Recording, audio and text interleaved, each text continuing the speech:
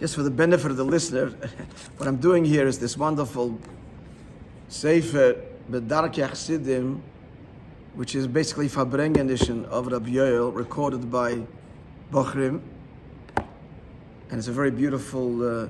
So I'm just going through it, and where Rabbi Hillel tells the story, I'm sharing the story, even though it's in the context of Farbrengen and everything else. But the stories stand, of course, on their own. Now, what he happens to be talking, he's talking about Iskashus. That's the general theme. And he's talking now about Rabbi Hillel Paritcher. Now, the emphasis is that we would need to give a whole akdam about Rabbi Hillel Paritcher.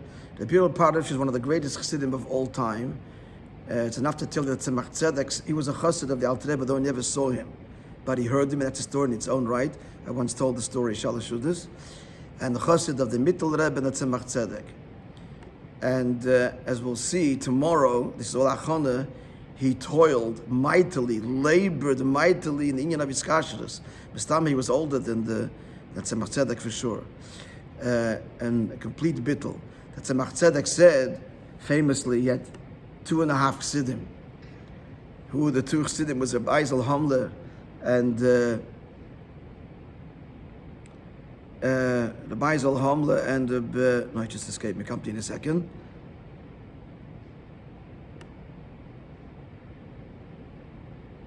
It'll come to me in a second. And the other half was Rabbi Hillel because he was a half a Rebbe. In fact, the Tzemach Tzedek said that the Rabbi Hillel could take Vitlach. Notwithstanding this, so we'll see tomorrow the story, an incredible story of his Aveda and his Kashas. But to get a sense of Rabbi Hillel Paritcher, so here's a couple of stories Rabbi Hillel tells as Achana for tomorrow, and these are important to appreciate. So again, he's considered one of the outstanding Chassidim of throughout all generations. There's many stories with him. For example, it's brought down in the Tzavot, Rabbi Yehuda Chassid, that a person, it's an amazing thing, there are many things Rabbi Yehuda Chassid left in his will, as it were. We don't do most of them, except, for example, we don't polish our shoes on the day that we travel and other things. But many things he writes we don't do, but Rabbi Hillel did. And one of them was that you're traveling on a wagon with horses, you shouldn't cross a bridge with the horses attached to the wagon. The horses should be unhitched. So the story goes that once Rabbi Hillel was traveling in a wagon, and the wagon driver fell asleep. He drove, and the horses are plodding along, and they came to a bridge, and a moment before the bridge, the horses stopped. They wouldn't budge. Rabbi Hillel had so refined his guf and his gashmius that even the horse that has a shaykhis to him felt the will of his neshama. He didn't want to go further, the horses stopped. This gives you an idea of the madrege of Rabbi Hillel. There's whole, I could write a sefer on him, but these are the stories Rabbi Hillel tells as achana to the story tomorrow, and that is also that Rabbi Hillel, they say that when he would sleep, and if an older didn't sleep much, you can be sure, but an older person came into the room, he'd wake up.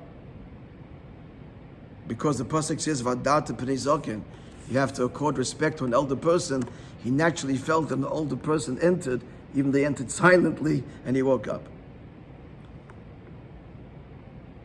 Another story, Rabbi Hillel tells him, so I'll share them with you. He was originally Rabbi Hillel, a chassid of Nachum of Chernobyl. It's a whole story how he left him and he was afraid of his kpeda. The Taka was a kpeda, and the Mittel Rebbe nullified it. That's a whole story in its own right. So, as a child, his father took him to Nachum Chernobyl, and he turns to his father and he says, "Tate, who is this person that he has this fire on top of his head?" The pillow saw the fire, Ruchni, on top of the head of Rav Nachum Chernobyl.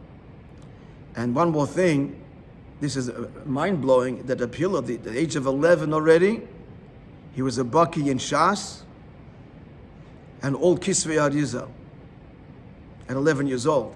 In fact, he got married at 11, and he was called a Chol HaMoyed, because he put on the talis before he put on tefillin. So he was a Baki in Shas, at Old Kisvei Arizal, at the age of 11. And many others support him. We'll tell a few, it's already late, a few more little anecdotes of Rabbi Hillel. And all this is achana to the Gewaldike Avoid and the Bittel of his Kashus that Rabbi Hillel expressed. To be continued based on Hashem tomorrow. Wow, Yeah. thank you. Right.